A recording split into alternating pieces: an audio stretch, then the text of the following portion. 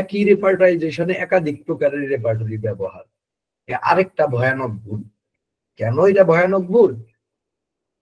আপনারা যদি জাস্ট 2টা রেপার্টরির কথা কই কিংবা 3টা, আচ্ছা কোন একজন বাতের রোগী আইলো, আপনি রেপার্টরি অফ রিউমাটোলজি একটা রেপার্টরি আছে, রেপার্টরি অফ রিউমাটিজম আমার কাছে আছে, আমার ইয়ের মধ্যে ঢুকায় রাখছি আমি, আমার যে নিজস্ব রেপার্টরি আছে ওখানে ঢুকানো আছে। আচ্ছা, বাউনি গোজেনের রেপার্টরি আছে, কেন্টের রেপার্টরি। আপনি 3টার থেকে লক্ষণ নেওয়া শুরু করলেন, কি হইতেছে ঘটনা? বাউনি গোজেনের রেপার্টরি আর কেন্টের রেপার্টরি ব্যবহার পদ্ধতি সম্পূর্ণ অপোজিট। অপোজিট ব্যবহার পদ্ধতি, এর ফিলোসফিও সম্পূর্ণ অপোজিট। আপনি 2টা একত্র করে নিয়ে ব্যবহার করতেছেন, ব্যাপারটা বুঝছেন কিনা? তো সেই সাথে 3 নাম্বারটা ওটা হলো যে এই রেপার্টরি আপনি যদি বুঝতে পারেন কোন একজন রোগীর প্যালিয়েশন দেন লাগবে। এখন অনেক রোগী আসে, সাপোজ স্টেরয়েড নিয়ে কেস গোলা ঘুরাইছে, তারে তারে এখন একটা ইমার্জেন্সি প্যালিয়েশন দরকার, সঠিক ওষুধ, সবচেয়ে অ্যাপ্রোপ্রিয়েট ওষুধ দিয়ে ওইখানে আপনি ব্যবহার করেন যায় নিয়ে রেপার্টরি অফ রিউমাটিজম। অনেক ক্ষেত্রে অনেক ভালো কাজ দিবে, আনকমন স্মল রেমেডিস গুলো ব্যবহার। আমি বলছি যে হোমিওপ্যাথিক রেপার্টরির একটা বড় ধরনের প্রবলেম হইলো ক্ষুদ্র স্মল রেমেডিস গুলো পিছনে চলে যায়, কিন্তু বাতের রোগীদের বেলায় স্মল রেমেডিস ব্যাপক হেল্পফুল হয়, রেপার্টরিতে কোনোদিন হবে না, নর্মাল রেপার্টরিতে। তখন এই রেপার্টরি অফ রিউমাটিজম এই সমস্ত মানে আপনার কিন্তু ওই রেপার্টরিটা ব্যবহার করতে গেলে ওটার ক্ষেত্রটা বুঝতে হবে, রোগীর অবস্থা বুঝতে হবে, লেভেল অফ হেলথ বুঝতে হবে, এখানে আমি কি করতে চাচ্ছি তা বুঝতে হবে, এই রেপার্টরিটা কোন দর্শনের উপর তৈরি এটা বুঝতে হবে, তাই না? এই সমস্ত বুঝা যায় না আপনি রেপার্টরি অফ রিউমাটিজম ব্যবহার করবেন। যদি আপনি গণহারে যে রোগীর ক্লিয়ার টোটালিটির ভিত্তিতে প্রেসক্রিপশন করা লাগবে সেটার মধ্যে রেপার্টরি অফ রিউমাটিজম ব্যবহার করলেন, ও আপনারে ধ্বংস করে দেব, রোগীরাও ধ্বংস করবো। তো এইভাবে প্রত্যেকটা ওষুধ, বাউনি হোসেনেরটা ইন্ডাকটিভ মেথডিক, কেন্টেরটা ডিডাকটিভ মেথডিক। তাইলে এই যে এনেকার দর্শন, ফিলোসফি, ব্যবহার পদ্ধতি, বিন্যাস, এই সমস্ত কিছু এবং প্রয়োগযোগ্যতা, কোন ধরনের কেসে কোনটা বেশি প্রয়োগ হয়, আমি বইতে এগুলোর ব্যাপারে একটা শর্ট ডিসক্রিপশন দিছি, পাবেন। তো এটা যদি আপনারা উপলব্ধি না করতে পারেন এবং সব রেপার্টরি থেকে লক্ষণ নিলেন, রেপার্টরি পাইছেন, আরে এই পিকুলিয়ার সিম্পটমস এটার মধ্যে আছে, গুড গুড গুড গুড পেয়ে গেছি আমার মধ্যে রেপার্টরি একে রাজানে, ঠিক আছে।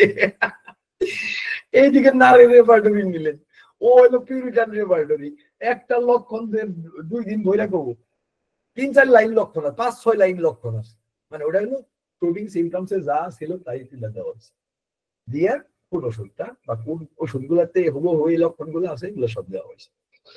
এখন এই রেপার্টরি আপনি আনছেন, বলেন যে এর চাইতে ভয়ানক খিচুড়ি আর কি হইতে পারে? কিন্তু কিন্তু এখন এগুলা বলার দরকার কি? আপনারা কবেন আমরা তো কেন্ট রেপার্টরি ব্যবহার করি, আপনারা বলেন। আমি একটা মিউজিক ক্লাসে একজন ভদ্রলোক কইলো খুব সুন্দর করে যে সবচাইতে সুন্দর শোনা যায় যে গানগুলা, এগুলা খুব কমপ্লেক্স থাকে না, এগুলা ইজি থাকে, কিন্তু কমপ্লেক্স করার অ্যাবিলিটি নাই বলে যদি আপনি ইজি করেন তাহলে হলো দুর্বলতা, এটা আপনার ক্রিয়েটিভনেস না, আপনার সীমাবদ্ধতা, লিমিটেশন। কিন্তু যদি আপনি সমস্ত কমপ্লেক্সিটিরে বুঝা যাওয়ার পরে একটা শ্রুতিমধুর মিউজিক করেন, এই সমস্ত কমপ্লেক্সিটি জ্ঞান থাকা সত্ত্বেও যখন সরল ভাবে একটা কম্পোজিশন করবেন, এটা হলো আপনার সক্ষমতার প্রমাণ। সেখানে অবশ্যই কিছু স্পাইস থাকবে, জটিল না করলেও আপনি তার কিছু আভা রাখতে পারবেন, কিছু মানে কিছু সুন্দর করতে পারবেন, মিউজিকটারে অর্নামেন্টেশন করতে পারবেন, সিম্বলের উপরেই করতে পারবেন আপনার সেই কমপ্লেক্স জ্ঞানের ভিত্তিতে, কারণ আপনার মধ্যে আর লিমিটেশন নাই। এই কথাটা আমার খুব ভালো লাগছে, আপনাদের কাছে শেয়ার করলাম, এবং এটা তো প্রাসঙ্গিক। দেখেন এতগুলা রেপার্টরি মানুষের ভালো করার জন্য একজন ডাক্তার, একজন মানুষজন একটা রেপার্টরি লেখে, বেলস ডায়রিয়াই হোক, অ্যালেনের ফিভারই হোক, অ্যালেন তার এত কাম বাদ দিয়ে ওই আমলে জেনে কাগজ কলম পাওয়া কষ্ট, এত কষ্ট করে একটা রেপার্টরি লিখছে, আপনারা কি মনে করেন যে তার কোনো, এই যে মানুষের চিন্তা, থট, এত বড় ভালো একজন ডাক্তারের থট এখানে দিচ্ছেন একটা বিশাল সময় জুড়ে, এটা কি আপনারা তুচ্ছ মনে করেন এই জ্ঞানটা? না, এটা তুচ্ছ না, এটা অনেক বড় জ্ঞান। এটা আপনার লিমিটেশন, আপনার সীমাবদ্ধতা দূর করবে। কাজেই একজন ভালো প্রেসক্রাইবার বা সত্যিকার একজন হোমিওপ্যাথ সবসময় চাইবে যে আমি অন্তত পক্ষে সার্বিক ধারণাটা রাখবো, ব্যবহার করি না করি সেটা পরে। কারণ অ্যাকচুয়ালি অ্যালার্জির ফিভারটা আমরা কেন্টের রেপার্টরিতে করে ফেলতে পারবো, আমাদের হয়তো কোনোদিন তেমন একটা লাগবেই না। কিন্তু যদি আপনি ভালোভাবে মানে করেন, স্টাডি করেন, তাহলে কোনো কোনো সময় দেখবেন, ধরেন জেনাস এপিডেমিকাসের সময়, বিশেষ কোনো জ্বরে, যেটা আপনার অনেক রোগী পাচ্ছেন না জেনারেল রেপার্টরি গুলাতে, সাধারণ রেপার্টরি গুলাতে, কোনো না কোনো সময় তখন অব্যর্থ হয়ে দাঁড়াবে। যেমনি আমাদের স্মল রেমেডিস গুলা, আমি আমার জীবনে 1000 রোগী দেখলাম, একটা ওষুধ লাগলো না। কয়েকদিন আগে আমার জীবনে অদ্ভুত ব্যারাইটাসালফ একজনের প্রেসক্রিপশন করলাম, একবারই করছি জীবনে, হাইপোটেন্সি, 10 পোটেন্সি, যে সে অমানুষ থেকে মানুষে পরিণত হয়েছে, সাধারণ মানুষে না, উন্নত মানুষে, সাধারণের চাইতে বেশ উন্নত মানুষে পরিণত হয়েছে, অমানুষ থেকে। হোমিওপ্যাথির এই সক্ষমতা আছে। দেখেন, আমার সারা জীবনে এই ব্যারাইটাসালফ মনে হয় এই ফার্স্ট প্রেসক্রিপশন আছে। তো এই যে ইফটা লাগলো না আমার, এটা স্মল রেমেডিজও না, ব্রড রেমেডিজ এর মধ্যেই পড়ে, মডারেট রেমেডিজ। কিন্তু দেখেন, তাহলে এরকম স্মল রেমেডিজ আছে, অনেক ওষুধের কথা বলতে পারি, অনেক ব্যবহারও করছি আমরা, কারণ এটার ব্যাপারে আমি সচেতন যে স্মল রেমেডিজ যে আমাদের রেপার্টরিতে আসে। তো যাই হোক, কাজেই এইরকম রেপার্টরি, আমি একটু আগেও আপনাদের আলোচনার শুরুতে বলছি যে আপনারা কিন্তু এটা লীলা খেলা মনে করেন, তামাশা মনে করেন।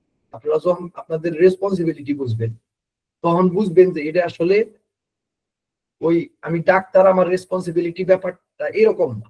ব্যাপারটা হইলো প্রত্যেকটা রোগীর প্রতি আপনার আলাদা আলাদা ভাবে সমান পরিমাণ রেসপন্সিবিলিটি। কাজেই আপনাকে আসলে আপনার না জানাটা, হানিম্যান বলছেন না যে অপরাধ, এই শাস্ত্রে কেউ যদি না জানে এটা অপরাধ, ক্রিমিনাল আপনি। যদি আপনি যেটুকু আপনার সক্ষমতায় আছে সম্ভব, সেইটুকু জ্ঞান যদি আপনি অর্জন না করেন, আপনি হানিম্যানের কথা মোতাবেক ক্রিমিনাল, মোরাল দৃষ্টিকোণ থেকে, নৈতিকতার দৃষ্টিকোণ থেকেও ক্রিমিনাল, এবং আপনি অবশ্যই ইররেসপন্সিবল। আমি যাই বেশি করে দিতেছি মনে হয়, আবার যারা যারা পড়ে না তারা মনে মনে আমার গালাগালি করবেন, এই যে বলছে আমার বক্তা দরকার নাই।